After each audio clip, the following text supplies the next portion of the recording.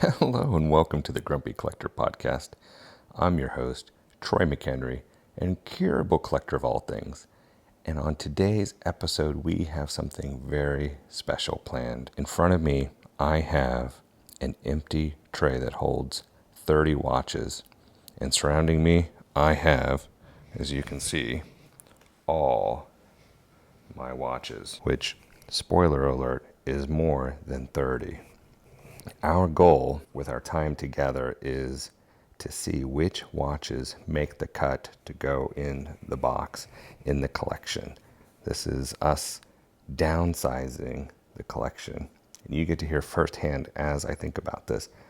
I'm actually excited and nervous about this because I haven't really done any of the mental math yet about how many make the cut and how many don't. And I'm pretty, how would I put it, firm in my stance that a watch collection this big is going to be big enough for me. I have a lot of respect for people who can have a watch collection of 3 or 5 watches. But as most of you who've been listening to me for a long time know, that's the advantage of having a large watch collection, is it does allow you to have some kind of crazy things. And looking around us here, there's a lot of crazy watches here. So having a 30 watch collection is going to let us still have a lot of fun. And you'll be able to see how I think about it. And I am serious about this. Watches that don't make the cut are going to get sold. You'll see them on Watch You Seek or eBay or both here shortly. So if there's something you really like that doesn't make the cut, keep your eyes out or ping me and we can maybe make a deal. But I literally bought this tray just for this episode, but also I do plan on using it. And I think it's going to be a lot of fun. So with that said, looking at this here now in front of me, how would we start? How do you even approach something like this? For me, you have to start with the sentimental watches. I think that's the easiest way to begin. And so I first think about the watch I wore when I got married, which was this, the Jaeger-LeCoultre Reverso Squadra Home Time. Isn't this such a fun watch? This is one of only 2 watches I brought to Watches and Wonders with me this year. I have it on a crazy rubber strap right now, but it makes it sporty. I just love this thing. And I think that's a great way to start this collection. There it is. See? How hard was that? 1 watch down, 29 to go. Well, I have a couple of these in mind. Second one, if this is the watch I wore when I got married, how about I put the watch that I wore when our daughter was married? This is the Grand Seiko Shunbun, the spring, and this is in titanium. And this is a watch I hope to give to her someday. And this is just a gorgeous watch. And right now with the lighting behind me, it's kind of a cloudy day, you're really seeing that pink dial stand out, which I just love. So to me, that is the second watch that gets a spot. And as we go along too, once we fill it up and there's still watches left, we may then have to say, okay, what gets bumped out, which I think is going to be pretty interesting. The third sentimental watch, I'm scanning around to find it here, is my dad's Omega, his Constellation, this chronometer. This is a tiny guy. This is probably even smaller than 36 millimeters. I have worn it on occasion to work. It's two-tone, which actually has really grown on me. When he got it, I really wanted him to buy a Seamaster or a Speedmaster. And also, I kind of gave him a hard time because I really wanted him to spend more to get the Ernie Els edition, which then the dial looked like a golf ball. But this is what he landed on all those years ago. He passed away now. He passed away in June, actually. I'm recording this June 2nd. The anniversary of his passing is coming up, and that was back in 2016. So it's been a while. I think about him every day, and just having his watch here definitely makes me think about that too. When I think about other sentimental watches, I don't think I have any. I think this is really it. So to me, we can go on to what are the ones that are newer that just have to have a spot in the collection. So I think my most recent one, this is the IWC Pilot Chronograph Top Gun edition, and it's the Mojave Desert. I love this thing. This is so much fun. And I don't have a lot of ceramic watches. So I think this definitely gets a spot in the collection. I've been wanting this watch for a long time, and it has not disappointed. I had to get a longer strap. The strap that it ships with really was too short for me, so this has been perfect. The other recent purchase has been my Rolex Explorer 1, and this is the newer 40 millimeter one, and this is great too. I love this watch, and everyone needs to have at least one Rolex in the collection, right? So we have that. The other recent watch I got, you'll remember when I was in Geneva, I took delivery of it. I'm scanning, here it is. The Paul Gerber, the Model 42. This is one with that crazy tri-rotor. I absolutely adore this watch. Titanium guilloche dial. It's nice and big, wears great. I do need to find a different strap for it. Not that there's anything wrong with the Hirsch strap, but that it came on, which is what it's on right now. Has 22 millimeter lugs too, but I love this guy. Off the bat, this is a great core collection, right? A lot of sport watches, you have 3 on bracelet, you have 3 that aren't. Of course, I do have the bracelet for my Reverso too, so that's there. Of course, they don't make a bracelet for the IWC, and there's not one for the Gerber. But again, this is a great collection.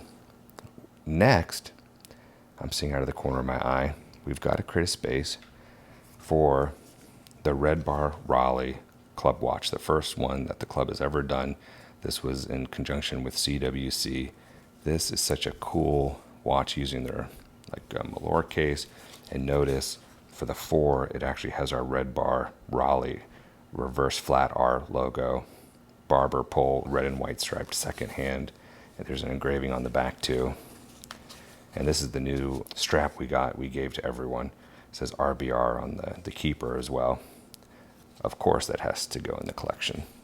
The first contentious one, as I look out of the corner of my eye, is going to be between these 2 watches here. I have 2 PVD Zen watches. One is the anniversary edition on my left that I got from my friend Gianluca. And on the right is actually one that's an older one where it says Bell & Ross by Zen on the dial. And I love both of these, but again, with the collection now, kind of shrinking it down a little bit, I think these are duplicative. Now, of course, the original one has a lot going for it. It has the original Bell & Ross PVD buckle, bracelet. I actually have an extra PVD bracelet. Both of these are Valjoux movements in them. They're both kind of on the thicker side. And this one, of course, has some lovely patina. And I don't know if these were ever red, but they're just a really pretty orange, and with some of this light custard lume. Whereas this guy, brand new, you can even see has a nice little orange 60 on the dial. Funny enough, when I look at these, and if I think about the other PVD in the collection, which is this, the Tag Heuer Night Diver Aqua Timer. This is such a great watch too. I love this. And of course, not bracelet, it's on a rubber strap. Well, one, I can tell you right away, this guy has got to have a place in the collection. I adore this. I like it more and more the longer I have it. It's such a cool watch, and everyone needs to have an all-lume dial. I actually have, looking around, 2 all-lume dials, and it'll be interesting to see if they both make the cut. They might, though, because the other one's my Citizen one. But for now, this one definitely has a spot. And on these 2, again, I don't think I can justify both. Maybe I can't justify either, but especially if I'm keeping the tag. But for now, I'm going to just keep one. And you guys are going to probably think this is blasphemous, but I think I want the newer one. I just think it's so cool. It has the German date. I think, can the date switch between German and English? Let's see real fast. Because how much, let's see. Oh, yeah, Monday. No, look at that. It's only German.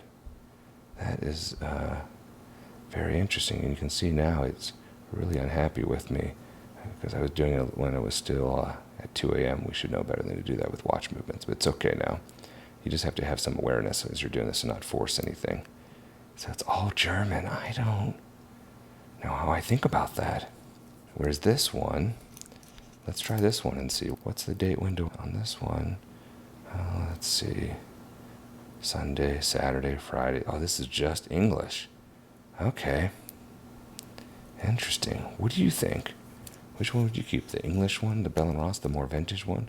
Or the newer one that probably has higher specs? Oh, and look, it has a display back. I didn't even notice that before. How sad is that? I never even realized that. And that's gorgeous inside, where you can really see that movement and see that column wheel in there. I think there's a column wheel in there. Is there one? Maybe. With a movement this tall, you'd think there would be. I don't see one. Maybe this is a lever escapement. Anyways, and see, it even has the little thing that they started doing with Zen watches, where it has the delicatessens or whatever they use to get moisture out of the case, which is cool. This one has a lot of years of usefulness in it. This one does too, though. This might need a service at some point. You know what? It's a pass on both of these right now. Let's just wait and see. But on the Tag Heuer, definitely is making the box. Let's put it in there. I love that watch. A couple other ones, as I'm looking around, even though we already have one IWC, again, with a watch collection of 30 watches, it's not going to be unusual for us to repeat brands. I think that's just how it goes.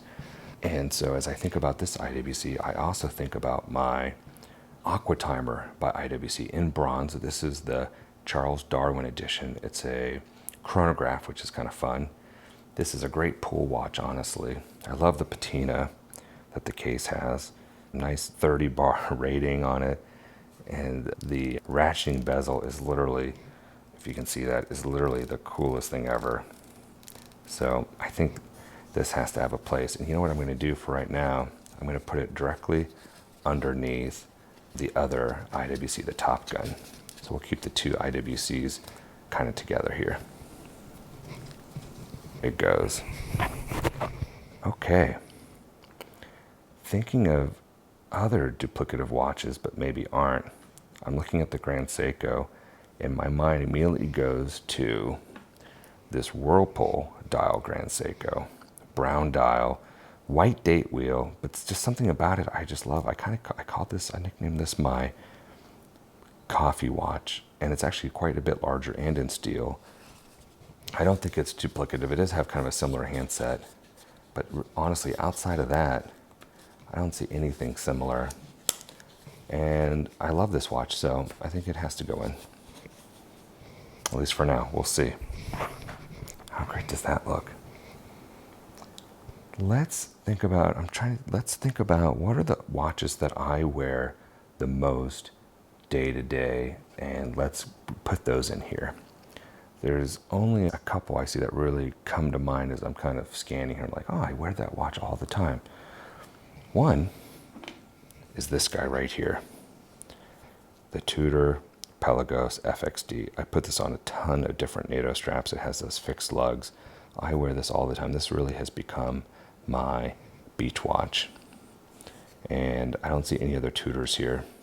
I only have one Tudor in my collection, just like I only have one Rolex in my collection.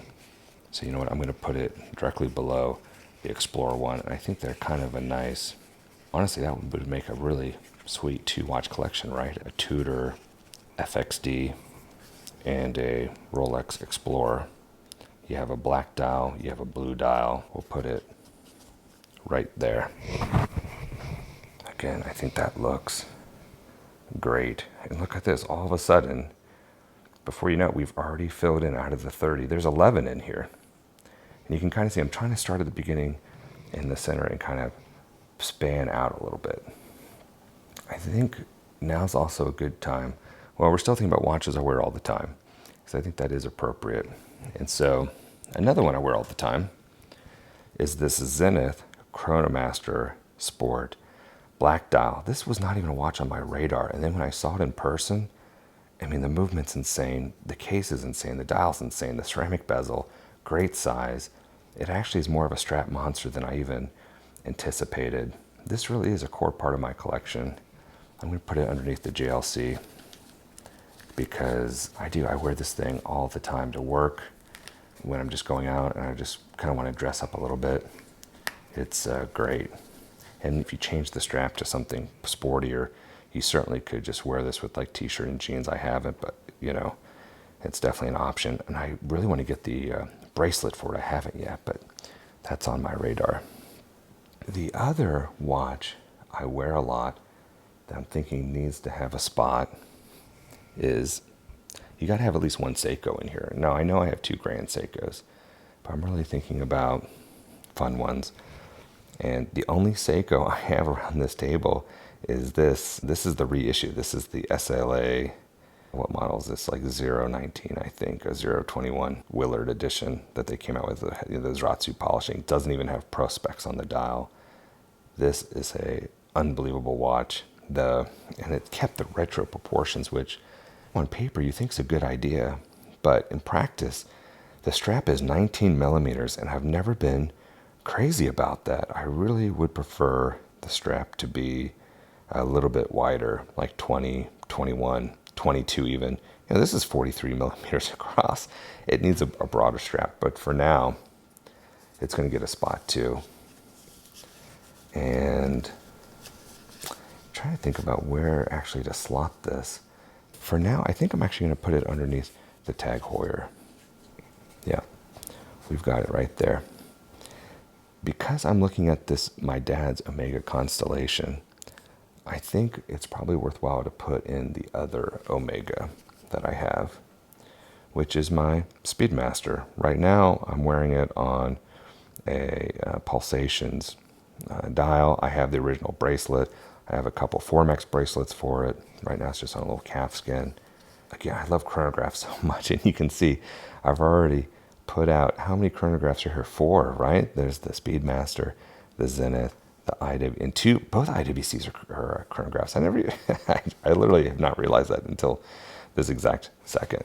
And this is how we're looking so far. And of course, both of those Zen and Bell and Ross are chronographs, but neither one has made it into the box yet. Next up, I'm thinking about sentimental watches, and I see another one, which is one my wife surprised me with. And I love is this Brew watch. Jonathan, the founder, is just the nicest guy. This 8-bit Brew watch is so cool. I have it on this yellow strap because it has a lot of different colors you can pick up. 22 millimeter lugs, which is fun with it. I think it would even be better with smaller, but I'm kind of torn on that. Regardless, fun watch, and it was a gift, and it's got to go in the box. I'm going to put it next to the Club watch. And unlike the Club watch, which I love, but it's a bit small for me, but I'm still so glad to have it in the collection. This is honestly nice and big and just fits it. And I know you're probably thinking, Troy, what's with all the yellow straps? I had done something a while ago with pictures where I was putting a lot of my watches on yellow rubber straps, so I just haven't changed a lot out yet. But honestly, I think if you think of the yellow on the FXD and on the Willard and on the Brew, I think they look cool. So, and look at that. I mean, just like that, we're really starting to fill this up. But I know there's going to be, I'm looking around the table, right? There is an awful lot of watches staring us in the face. I think a place to, let's see, if we're thinking about pivoting a little bit, there's a couple watches that I got that mean a tremendous amount to me that are what I would call fun watches that I think definitely need a space in here. There's 3 right off the bat I'm thinking about, and that's actually what I want the top row here to be. Again, when you have a collection this big, and even if you're limiting it down to 30, you're going to be able to have some really oddball stuff. Even stuff you don't maybe wear that much can still have a place in a collection. And for me, there's a few watches that I had always wanted for a long time, and through the years I finally were able to find them at the right price, and I do wear them from time to time. And even if I don't, again, it's that sort of thing, when you just look at it, does it spark that joy? And if it does, then hang on to it. So the first one up to me is this right here. This is the Corum Bubble Privateer. Has this crossed sabers, big skull. I mean, just awesome. Collector series from 2005. I remember seeing this on the back of the little like brochure or catalog when I was on my first and only cruise so far with Royal Caribbean back in like 05, 06. And I saw this, I was just like, this is the coolest watch. I put it on a Her strap. It comes on a leather bound, And honestly, the box it comes in, which I have the original box too, is like a wooden treasure chest, and the papers for it are like a scroll. I mean, it's totally over the top. And I had been thinking about this watch for 15 years, and then I finally found a new old stock one, literally still with the stickers on it. Crazy. Wearing it is kind of a vibe in and of itself, though when I do, people ask me about it, but I'm always scared of that huge domed sapphire of scratching. I've heard if that guy gets scratched, it is not a cheap bill to replace. So I don't wear it much, but I do still love it. We'll put him right there on the top left. Next up on watches in that similar vein has got to be my Martin Braun Celine meteorite dial, moon phase, pointer date, just a no apologies watch. I've put it on a Hirsch red silicone strap. I always wanted this watch. This was the coolest moon phase ever. Uses a pusher right there in the case to advance the moon, and there's one on this side to advance the pointer date, and then the crown works the time. So cool.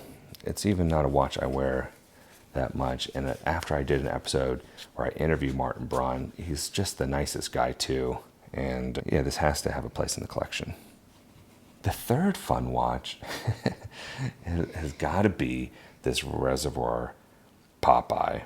My 2-year-old daughter has started to love and ask for the Popeye theme song, so we play that on Spotify sometimes.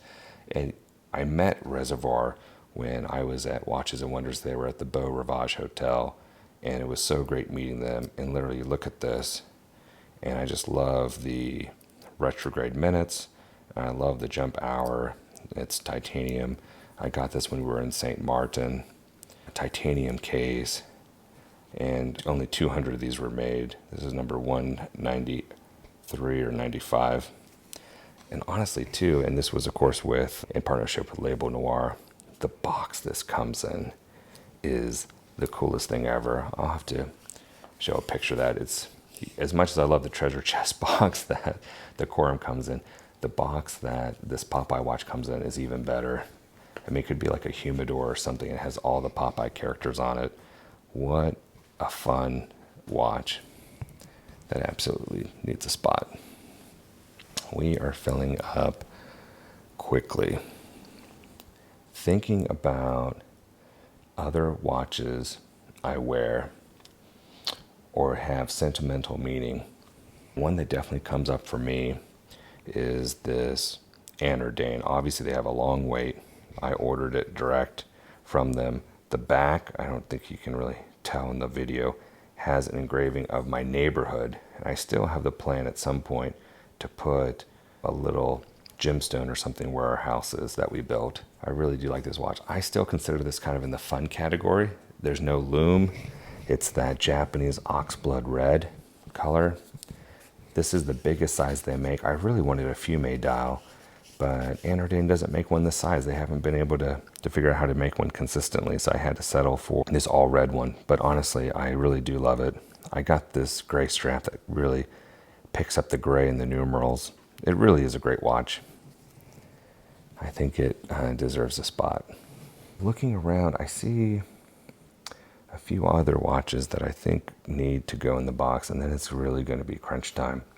I think one, I don't wear it that much, but you guys, when I think about watches and me, I just can't help but think this is just a core part of me. Like if there could only be like almost like one watch, for me, this might be it. I have the calfskin strap for it, which is what it's on right now. I have a black rubber strap for it that I love, that I put on usually in the summertime. I need to switch this over. I would like to get the bracelet though, because that might be a really interesting look for it too. This is going to go in the middle row. I think this is just kind of a core part of the collection and of me. I don't really consider it duplicative of anything else. Is this also a flyback chronograph? I think it is, just like the Aqua Timer. I love my chronographs, so it will go there. Scanning around, we haven't touched the G-Shocks yet, and I think those could definitely be top row fun watches. And I see one out of the corner of my eye. that absolutely makes the cut. You can see it's telling me, oh, charge me. But this titanium, 3 colors, this is just the coolest watch. I love how this wears. I do need to get this out in the sun and charge it. It's a pretty pricey watch for a G-Shock, but it's just so well designed. And it's a watch, honestly, if you want to wear a watch around watch people, but also someplace where you're not feeling like you're worried about wearing something like a Rolex, wearing a fancy G-Shock is kind of a cool way to go. Another pair now that I think are going to be duplicative is going to be, for the longest time I had this like Magic or Fire Mountain MTG Casio. This is a big watch. This is a pretty pricey watch too, because it's part of, again, that MTG line. But then I also have a Frogman. And I look at this Frogman that I just got from my friend Jeff. I'm like, these both have very similar vibes, really brightly colored. And when I think about which one I'm more excited to wear when I want to wear one, it's really going to be this 30th anniversary Frogman. And I love that the theme of this one is a poison dart frog. And I used to keep poison dart frogs, so it kind of goes full circle for me. Whereas this one I just thought was super cool.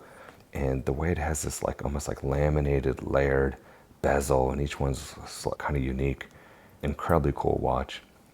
But even in a watch size collection this large, I think these two are going to be too duplicative.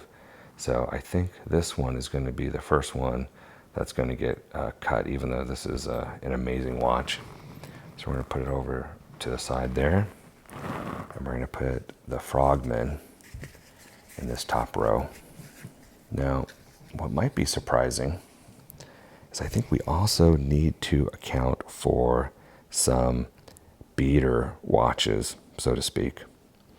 And there are 2 beater watches I wear quite a bit right now, back and forth when I go hiking or depending on what I'm doing. One of them was a gift from my mother, and so I think that's got to go in, which is this quartz Luminox. The case is recycled plastic. I do love that it has a, unidirectional bezel. It's the Bear Grylls. It says on the dial, never give up. It's just a cool watch. The strap is recycled tied, like recycled plastics, like fishing nets and things that have been repurposed and melted down and respun or whatnot. This is a watch, like if I know I'm going to be knocking around stuff, this is the watch I want to have on, because since the case is all plastic, I'm never worried about knocking it out, and it just works well and it keeps great time. Like, there's nothing wrong with this watch, and I love the colors of it. The dial, I don't think you can really pick up, has this like subtle wave pattern to it. It's great. Similar in line to that, when I think about a watch to wear, another kind of like beater watch, the other one I go to is this Citizen here. This is an all-lume dial and metal case. I'm never crazy about when a crown is on the left side of the case, but this is probably the only watch I'd be willing to make a exception for, and this is a ProMaster.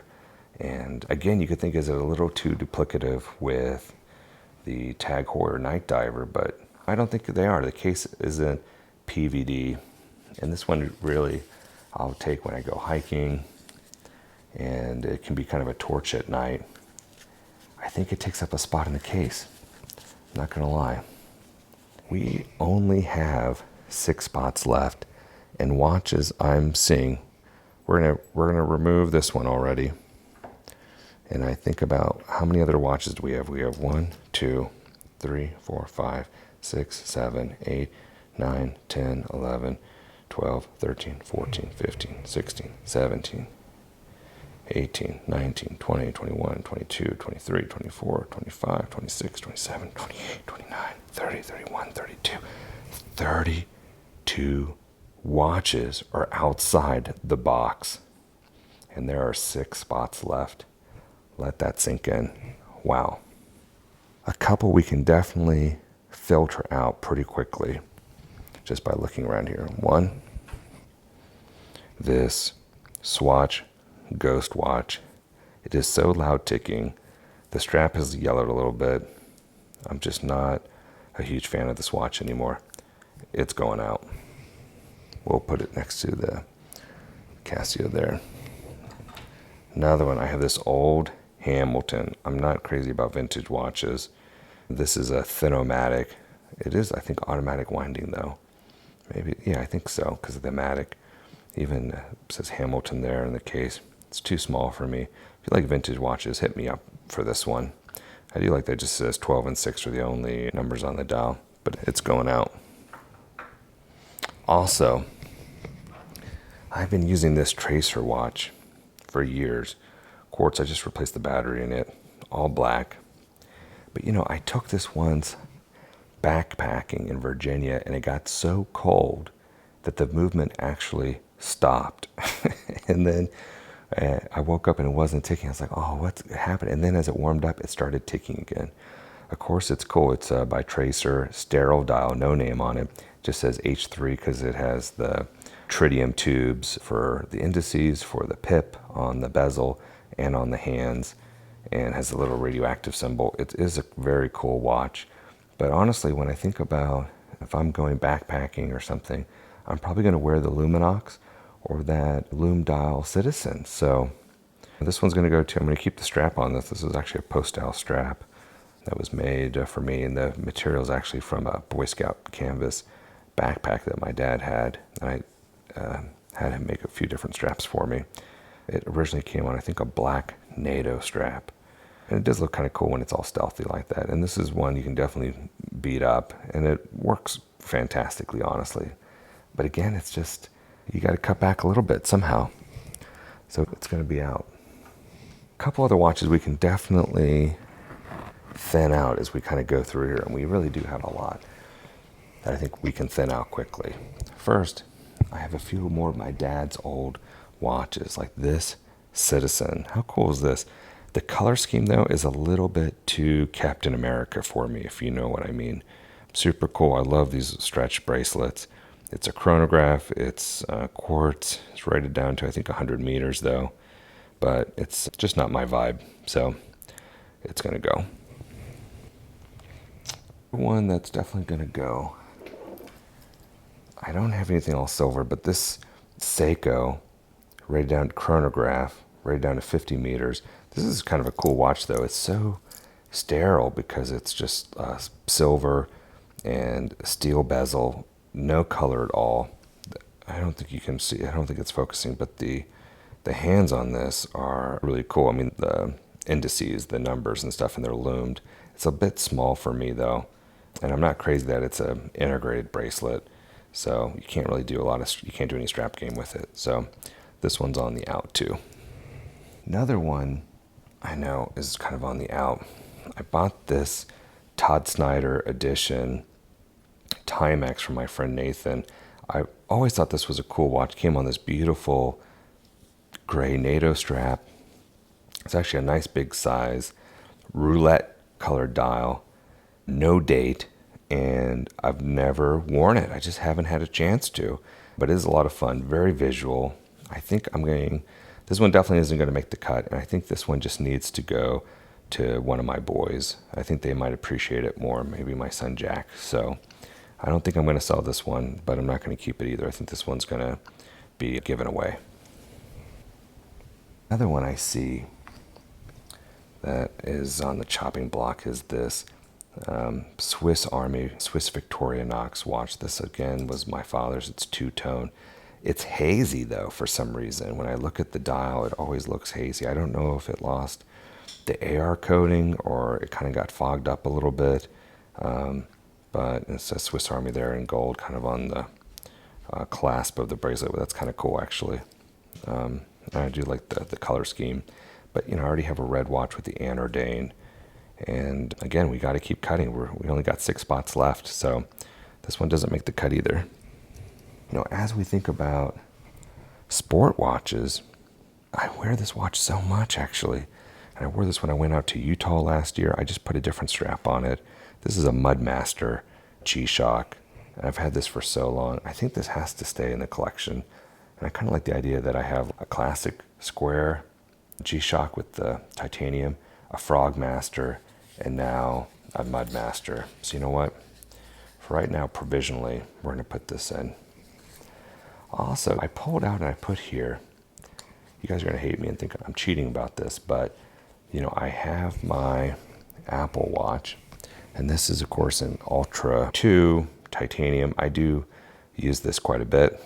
I just got this loomed strap for it, which is kind of cool. The entire strap glows at night.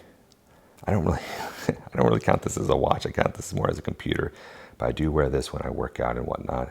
I think it needs to go in the case as well. So we're going to make a spot for it, even though really it's not going to be in this case. It's going to be charging. But, for the purposes of today, we're going to say that it takes up a spot. And really what we can use this for too is a free spot if we get another watch down the road. So it's kind of nice that it's a free future placeholder, let's say, because my intention is to keep the watch collection at this size, which means if I get any more watches, something's got to be kicked out. And I'm okay with that. Again, 30 watches is a lot on paper. Now I'm feeling it's not at all, but no, I think it is. A couple more watches I think can go immediately that I'm looking at.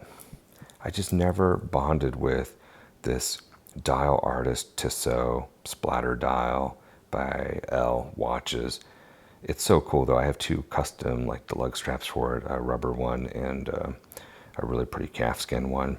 And it's quite unique, but this one's gonna go. This is a great pickup for someone. So look for that. This one might be a surprise. I got this last year as my summer watch.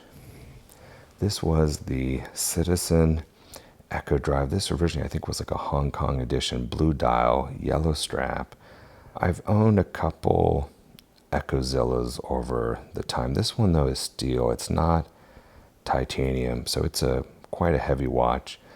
Again, it has the crown on the left side, which I'm not crazy about. And when I went to the beach last weekend for Memorial Day out to the Outer Banks, I pulled this one out to put on. I put it on for like 2 seconds and I took it off. And I thought to myself, you know what? I want to wear the Tudor one instead, the FXT. It's titanium. It's thinner, this thing. And I love chunky watches. But this one was just too chunky. And I just didn't really feel like I enjoyed wearing it anymore. So this one's got to go too. Look at this pile here of watches that are on the cutting table so far. Okay, a couple more. This is also one of my dad's watches. There's something to be said for any digital. This is a Pulsar quartz, but it's kind of neat that it has hands and then also has that little dial digital display underneath for like alarm function or chronograph, whatever. It's really too small for me. I do like the stretchy bracelet though and how integrated the feel is on it. But this one's a goner too. Just not going to make the cut. And probably same with this. Here's your Gruen Classic. But I think this one, if I look at it, says Gruen, some numbers. I think this is quartz. Has the original strap too, which is pretty cool. And if you like those curved cases, isn't that cool? I mean, it really does hug the wrist well. And I do love those brigade numerals now that I look at it, but it's still just not for me. So I think this guy needs to go as well. It's just too small and dainty. If I want to wear a dress watch, honestly, I'm going to wear my JLC and it's nice and big, or maybe I'll even wear Dad's Consolidation, his two-tone there. So this one can go too.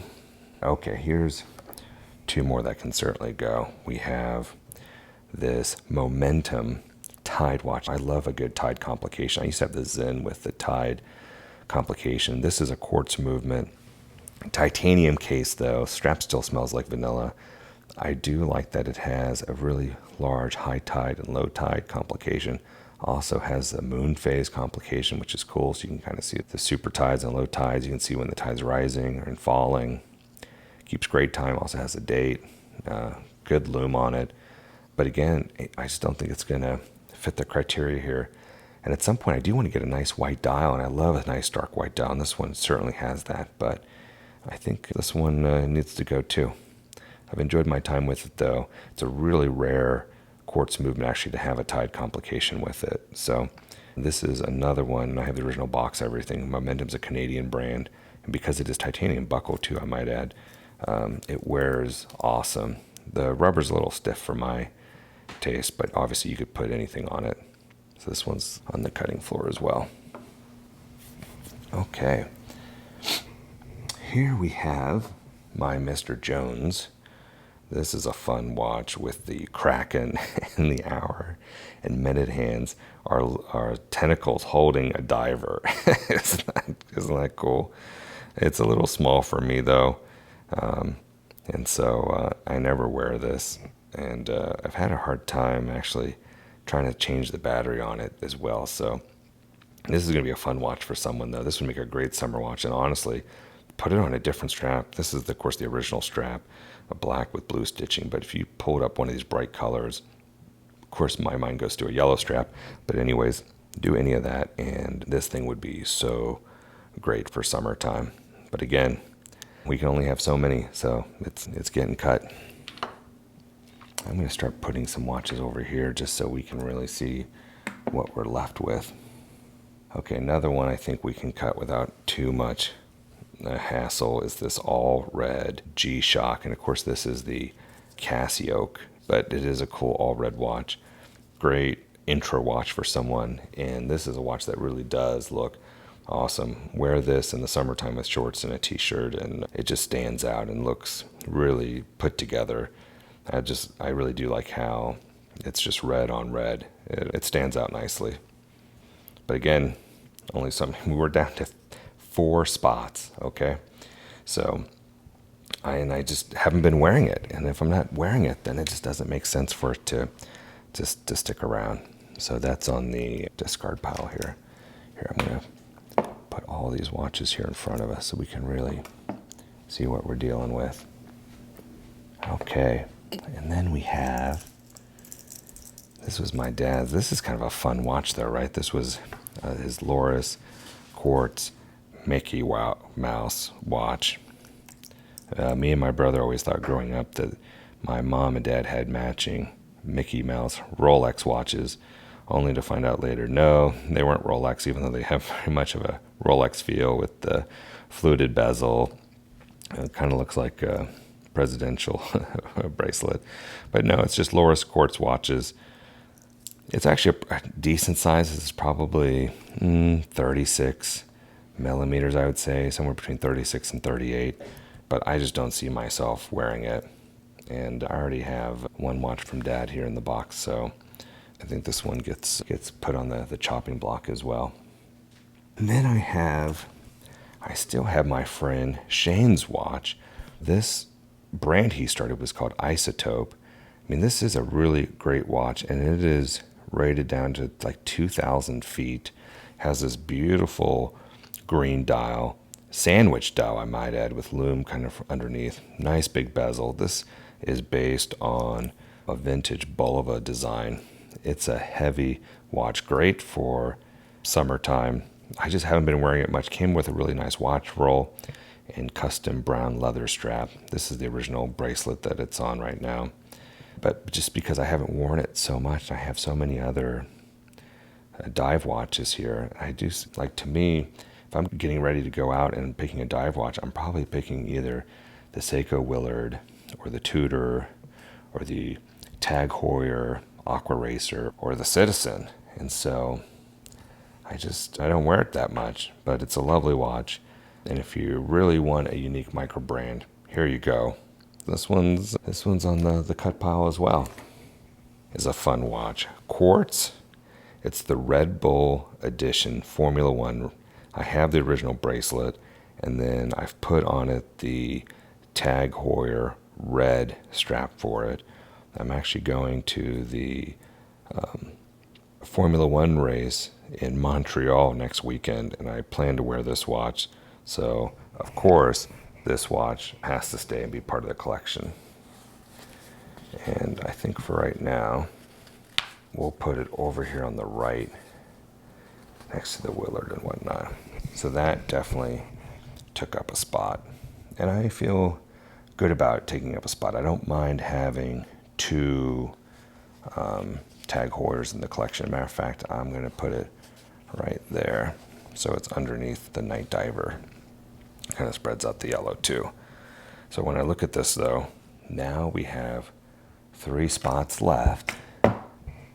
and look at watches. Look at this. Well, this is an easy one to say no to. This was a watch I got just because I thought it was so cool. It's a Yema. It's their titanium expedition watch. It has a solar compass. It's quartz. It's on a 24-hour time. You wear it like this on the northern hemisphere, but you can wear it backwards, I kid you not, for when you're in the southern hemisphere. It's an insane tool watch. One of their very first titanium watches uses this Etienne quartz movement. Extremely cool watch. It really is just too cool for me. You can even see here it says on the side of the case 100 meter water resistant. Again, this is a polar expedition watch. They're not really taking it in the water. But that's more than enough. And then it says Kevlar. I don't know if the strap is Kevlar or what is Kevlar about it. Cool watch. Articulated lugs. But again, it's just not something I wear. And it's been a cool watch to have in the collection. But I really need to limit this down to watches I actually wear. So this one needs to go too.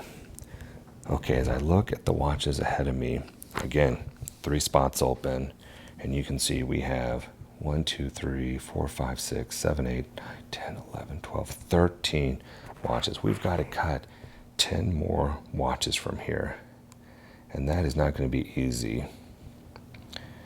I tell you what we can cut. Again, this is another watch from my father's collection. This was such a cool watch. I loved the kind of gold tone of it. It's a pulsar as well.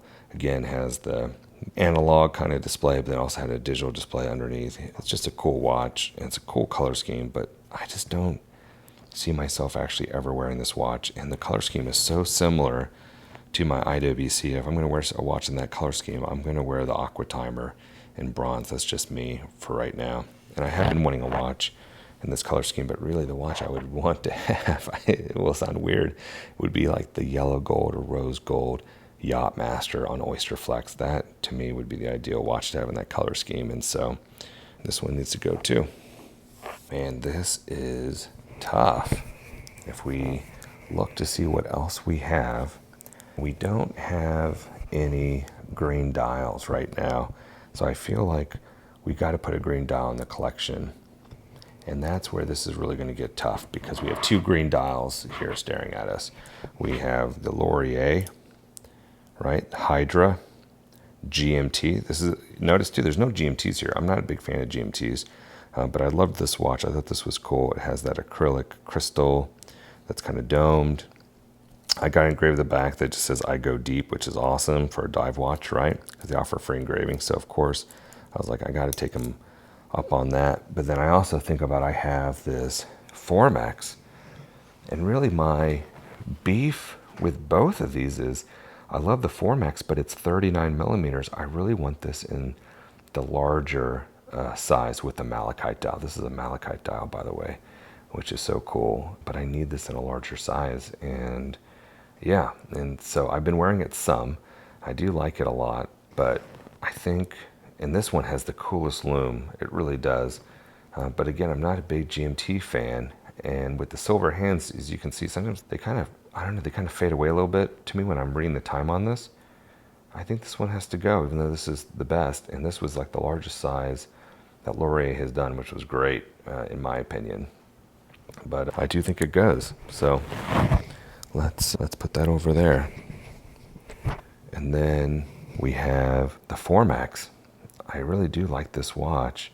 And I could even see putting this in the collection right now. See how it flexes too? How cool is that, right? As you're wearing it. I think this is going to take a spot in the box. But my thinking is that maybe when I can get my hands on a larger size malachite dial Formex, it will then go in here, and then I'll maybe sell this one. But until then, I'll keep this one. And again, this is maybe 39. So that's not terrible, right, from a size perspective. But I don't know, you tell me, what do you think of how it looks on the wrist? I just feel a little bit like sometimes it's a little small on my wrist, personally. But it is a fun watch. I don't know. This is tough. I think for now, I don't know, we'll put it down here. I'm not ready to put it in the box just yet. Let's think about what else we have here. Again, and I'm looking to, I love chronographs, and in front of us, I'm not even counting like the quartz ones, but just like the analog ones, I'm seeing 1, 2, 3, 4, 5 chronographs. Here we have the Doxa T-Graph 2 sub 200. This uses a Valjoux, I think 72 movement. Maybe it's a different one, but what a cool watch. I love the color scheme of this watch. This is a big watch. All steel, has a true beads of rice bracelet. One of the most complicated watch probably that Doxa makes right now. They also make this in gold with this exact same dial and movement, and it's a really big dollar watch. I love the quick adjust on the bracelet, but honestly, it just doesn't get worn that much. So in my mind, I just don't think there's room for a orange dial watch right now in the collection, especially with 3 slots left. I think it goes.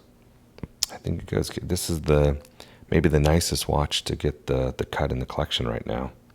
So I've had it for quite some time. I have all the boxes and papers for it. Really cool watch. It doesn't have a quick adjust on the date, so that's always kind of been a little bit of a pain in my side. I know most people, it doesn't bother them, and of course, if anything, some people prefer it because of the type of movement. You would expect that. But for me, and just because I don't wear my watches back to back, I don't wear the same watch like 30 days in a row. When I do want to put this watch on, I look at the date. Today's the 2nd, actually. I could wear this watch right now. But yeah, it just doesn't, I don't know, it just doesn't do it for me anymore. And we got limited spots, so I think this one has got to go. In my opinion, there's got to be, I love Oris, and I only have one Oris right now, which is this Aquis. This is the Lake Baikal edition. This is the prettiest blue dial, and when I think about here in front of me, how many blue dials are in this box of 30? And funny enough, there's really only 3. You have the Tudor, you have the Formula One, though it's a very dark blue, and then you have the Luminox. And this blue is out of this world. But I'll tell you, they came out with a newer watch. It's an Aquis like 4000 Pro that I really like, and I love. It's a little bit of a lighter blue with a wave dial. I want that watch. I'll be perfectly honest. It's such a cool watch. But I wear this one a lot too. Goes great with jeans, right? You can wear light colored denim, dark colored denim, doesn't matter, it just goes. Looks great, dressed up or dressed down. It gets a slot in the box. And then if I end up getting that really clunky fun diver, then this one might go. So we can just keep it one Aquis. And I actually have the Williams gray rubber strap for this watch because it fits with the type of lugs this has, and it's great. So really excited about that watch. I like what Oris is doing, and really this has been my favorite Oris to date, and it does get worn. Going back to, now we're down to 2 slots, and this is really hard to think about.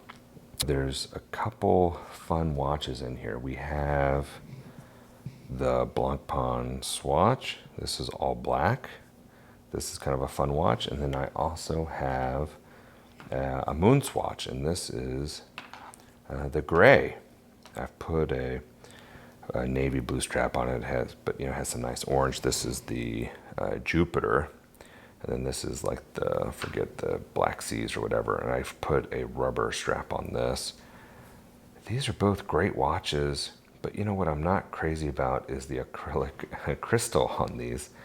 And with only 2 slots left, I just don't know. I mean, both of them are great as beaters, and I do wear this one a lot.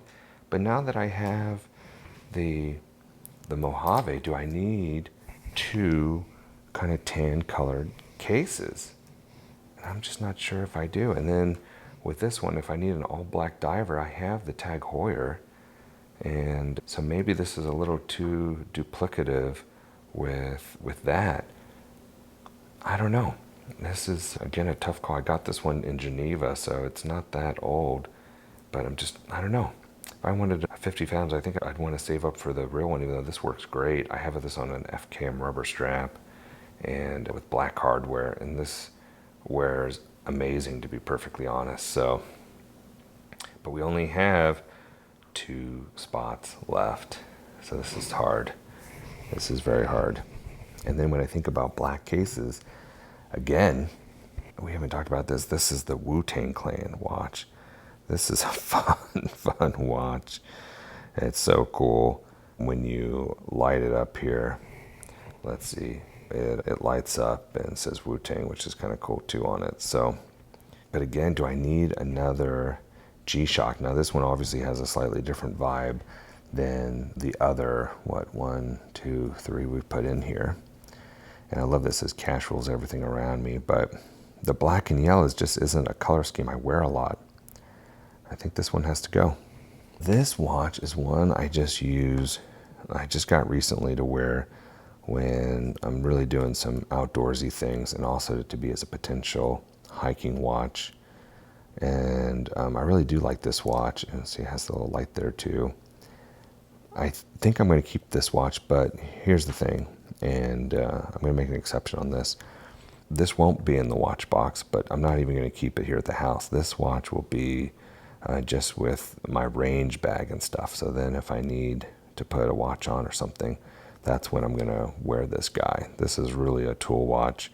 And the color I picked out was very particular. I wanted this flat, dark earth color.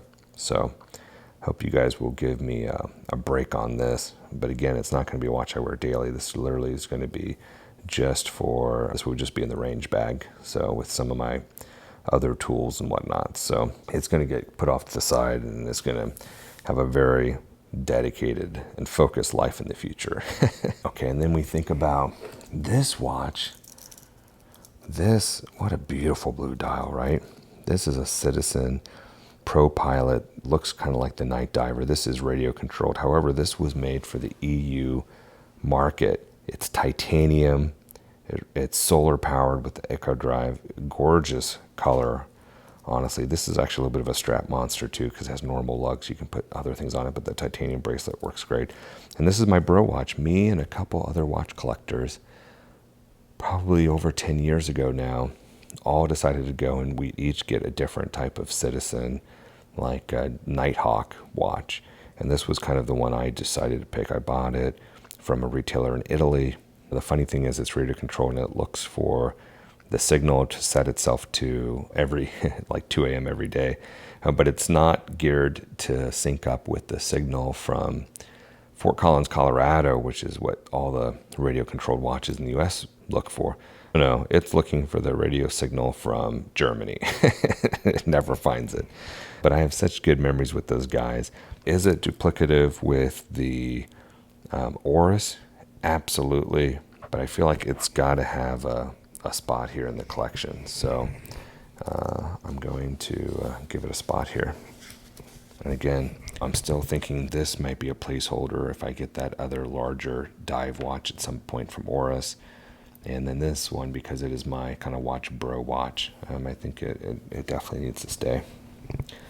Look at this. We have 1 spot left, and we have 6 watches on the table. One we haven't talked about yet is another chronograph, another micro brand. And this is the Autodromo. This is a fun watch. This is the Vic Elford watch, and it comes with his signature, really cool case back design. I've put this on like a nice little RSM strap. I think it comes on a black strap.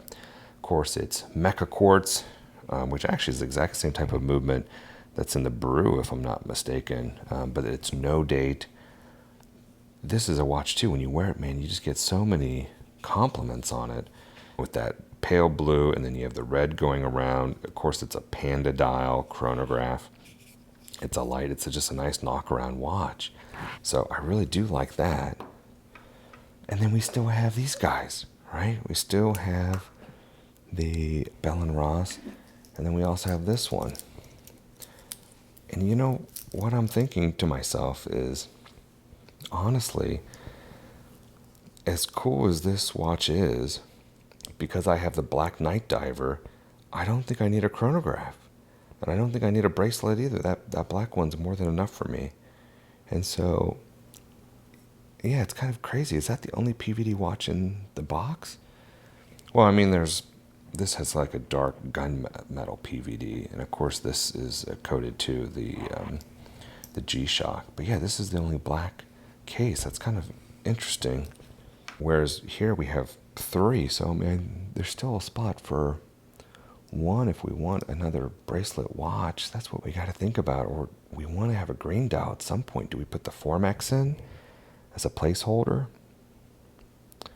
Well, I tell you what I do know is, I think after all this conversation, though, I think both swatches are going to go. So this is the Moon Swatch, the Jupiter edition. It's a great, fun, light watch. But again, now that I have the Mojave Desert chronograph, how would you not wear the Mojave over this? I just can't see me doing that a whole lot in the future. And likewise, when would I wear this Thrifty Fathoms, as they like to say, the Blancpain Swatch 50 Fathoms, versus again like that Tag Heuer Night Diver? And I am really a big fan of sapphire crystals over acrylic. And if I want an acrylic kind of vintage inspired watch, I would just wear the club watch from CWC that our Red Bar Club did. So, and again, I have lots of other dive watches, so this one's going to go too. Okay, we're still down to one spot left, and we've narrowed it down now to 4 watches. And yeah, this really is harder than I thought it was going to be. You know what I can say is, while this watch is such an incredible standout, and it really is, I love that it's quartz, honestly, because it just keeps good time and it's easy. It's a nice big size. You can really see I'm really struggling with this. I think right off the bat, though, we can knock this down to 2 watches pretty easily. And what I mean by that is, this is in the limited edition one. I love this watch, and I think in the right smaller collection it would make a lot of sense, but just even having my hand, it's a heavy watch. And again, if I want kind of a darker vibe, I'm just going to wear my Zenith El Primero Chronomaster Sport, which is just an amazing watch. I can just wear on a black strap and be done. And so I think this one goes. And in turn, because that goes, I think this one goes too. I think I'm going to let go both of these. I won't have a Bell & Ross in the collection right now. There's still a couple Bell & Rosses I wouldn't mind having. It's funny, one of them would be like an all-lume dial, which is crazy to say because that would be really duplicative with the Tag Heuer and the Citizen. But yeah, I just don't see me really wearing much of either of these. So I think this one's going to go too. I think that goes too. So that gets us back down to 2 watches for this last spot. Is it the Autodromo or is it the Formex? This is the question. And again, I do think there's a spot in a 30 watch collection to have a green dial. Whereas, do I need another Mecha Quartz? Because I have the Brew. And then the other way to think about it is, should this just, I don't wear the Citizen much, should this replace the Citizen maybe? And there's no other Panda dials, and I do love chronographs. Versus the Formex is green. I like it, but it really is too small for me. But could this be a placeholder in the box until I can source the larger one? And then that might be a much better watch to have in the collection. And I do have one space holder I'm keeping, right, which is the Apple Watch right now. But again, I might have something in mind to take that spot down the road. So really it's down to this one spot and these 2. If I think about which watch have I actually worn more, right, which I think is always a good sign of things, it absolutely is the Formex. I've worn this one a bunch, even though I feel it's a bit too small for my wrist. These malachite dials are just gorgeous, but man, I really would need to find one in a larger size. This 39 just isn't cutting it for me. It has a gorgeous display back. This, honestly, there's not a better machined watch, especially with the case and the bezel and the bracelet and the crown, than Formex. It just isn't. I mean, the polished and the brush areas are done immaculately. This is such a nice light sporty watch for summer, But again, with a lot of black theme on it, such a tough call. Honestly, I feel like the right answer is to sell both and then get the larger Formex, because that would be so cool to have a nice large malachite green dial in this watch box. And I think I would wear that a lot more. So what I think I've leaned myself into is the Autodromo is going to go, and in turn the Formex will stay. However, we'll start doing some save searches and hunting, because I think they're sold out on the larger green dial. But that's certainly what I think long term I would want to have fill that spot. I cannot believe we have gotten through this in the amount of time that we had. Let me take this off and really show the collection and how it looks now. So now going from left to right, top to bottom, we'll start with the fun watches. We have the Corum Privateer, the bubble watch. We have the Martin Braun Celine moon phase with the meteorite dial. The Reservoir Popeye watch, the original Popeye watch. The Anordain, I think this is the Model 1, the largest size, in that oxblood red enamel dial.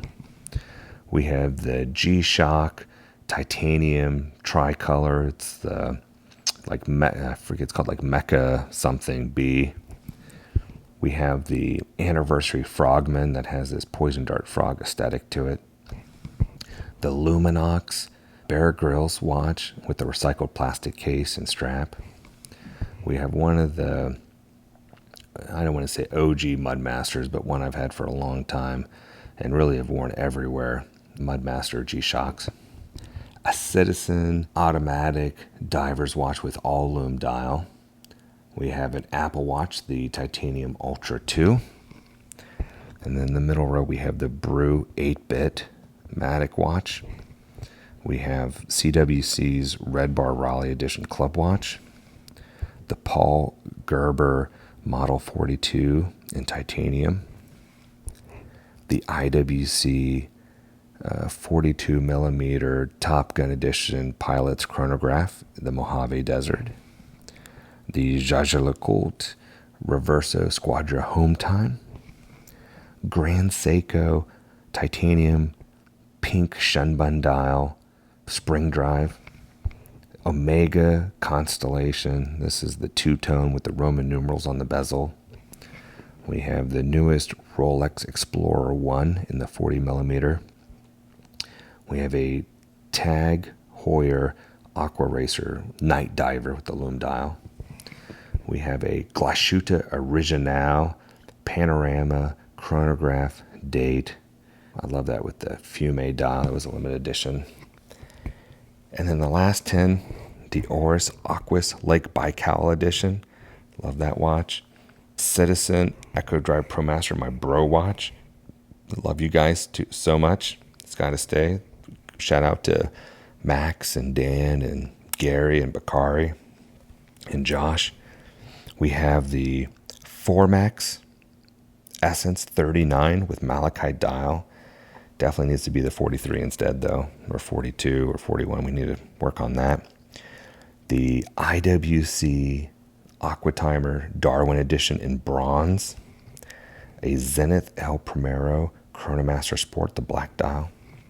The Grand Seiko Cookie, as it's called. It's the brown Whirlpool dial, steel. Love that. An Omega Speedmaster, just the classic. This is actually the Hesalite sandwich. So Hesalite on the top and a sapphire actually on the bottom, so you can see the movement. And then we have a Tudor, kind of the original Marine Nationale blue FXD. Mine's marked 22, which I kind of like too. I think I've said this in the past. The lugs are 22, so it's a good reminder since it says MN22 on the back. And it's the second year of it. Then we have the Tag Heuer Formula 1, and this is the Red Bull edition. And again, I gotta have that at least for my Montreal Grand Prix that I go to. And then closing it in, I mean, how can you have a 30 watch collection and not have a single, just regular Seiko? And here, what's better than the Seiko Willard, the SLA edition too, which was like the limited edition. So what is getting the cut I'm not even going to go through all these. I'm just going to span over because I'm recording this as audio and video. But here you can see these are all the ones on the kind of cutting floor. The big ones to call out would be the Laurier Hydra, the Tissot PRX by the Watch Dial artist and IFL watches, the Yema Titanium Solar Diver, the Esso Dive Watch, the Momentum Dive Watch, the Citizen Echo Zilla in the blue and yellow, a G-Shock MTG watch, the mountain one. Of course, we have the Mr. Jones watch. We have the Wu-Tang Clan edition watch. We have the Autodromo. We have both swatches, the Jupiter and the 50 Fathoms. And then we also have the three big ticket ones in here are the Doxa chronograph, the sub 200, and the Zen and Bell & Ross by Zen PVD chronographs. And those are both values. Those are both fantastic watches. Funny enough, if I were to somehow get this collection down to like 5 watches, one of those might actually make the cut. But somehow when I have 30 watches and I have other ones that kind of cover that, from the sporty chronograph to the all black, they don't have a spot anymore because they don't need to pitch hit and play a couple different positions on the field. But I feel really good about this. And I look at these watches here, the ones that made the cut, and I think these are perfect. But honestly too, I'll say, I can certainly see where in the future, if a couple other watches look really good, then I'm okay with saying, okay, something has to go from this. I really do think this is about the ideal watch collection size. And again, I give all the props in the world to people who can have watch collections that are 5 watches, 3 watches, 10 watches. For me, I just don't think I could. I like kind of the weird, crazy stuff. My mentors really have been Jeff Jewett and Gary Slayan, who both have much larger watch collections and really like collecting crazy stuff too. And that's really what does make it fun, right? These are not flex watches. These are just watches I just love to wear or have amazing stories or remind me of my past. And so, again, I feel so good about these, which I think is really the state. These are the right ones. And again, even though I don't wear that Citizen one a whole lot, I really haven't talked about it much. I just would feel so bad about it leaving the collection because it makes me think of some of my very earliest watch friends. And then the watches I've picked up this year have been so great too. I think about the Paul Gerber. I think about the IWC. I think about the Rolex Explorer 1. I mean, what great watches to add this year. Last year I added that brown Whirlpool dial Grand Seiko. I love that too. And so, yeah, these are great watches that maybe could get the cut down the road if something really good popped up. Might be the Formula One Red Bull, even though I love it and I'm looking forward to wearing it and maybe make some memories with it. We'll see about that. And then I think about most of these I really do like. I don't wear the Anardane a lot, but I do like the idea of a red dial. So maybe that could go at some point. It has no lume, but I don't know what I would replace it with. What would be sportier with a red dial? There's nothing I can think of. I still want a crisp white dial too, maybe like a Panerai, right? That could be really nice. Or that new white dial Omega Speedmaster. So could those maybe replace this black dial Speedmaster? Yeah, possibly. Especially since I have a couple other black dial chronographs here. But, time will tell. But for right now, this is not just the state of the watch collection, but this is really also the curation of the watch collection, right? The culling of the watch collection. I've had watches all over the place, and I can't wait now to think about how all my watches are going to fit in this one tray. I mean, this is it. And so it's going to make things a lot more fun and dynamic, I think, as I try these on. What's hindered me is I've had all these watches in different rooms, on different floors of the house, and having them all in one place will really help me also understand in the future as time goes on which of these are really getting worn and which really aren't. And then there may be some more culling to do. But for now, this is the collection. And again, look for all these watches over here I'll be listing on sale or giving away. And I just hope all of you have enjoyed joining me on this journey as I think about my watch collection and kind of the state of it and how to really call it down. And again, we almost cut the collection in half. Think about that. It really has slowly crept up and gotten a little out of control. So I'm glad to kind of reel it back in right now. So until next time, I'll see you on Instagram. Maybe I'll do an episode all about Formula One when I get back from Montreal in a week. I think that's going to be a great experience. I don't know if I'm going to have time to check out any watch shops, but we'll see. But I'm very excited about exploring the dining scene. So until next time, this is the Grumpy Collector, Troy McHenry. Thanks, and be well.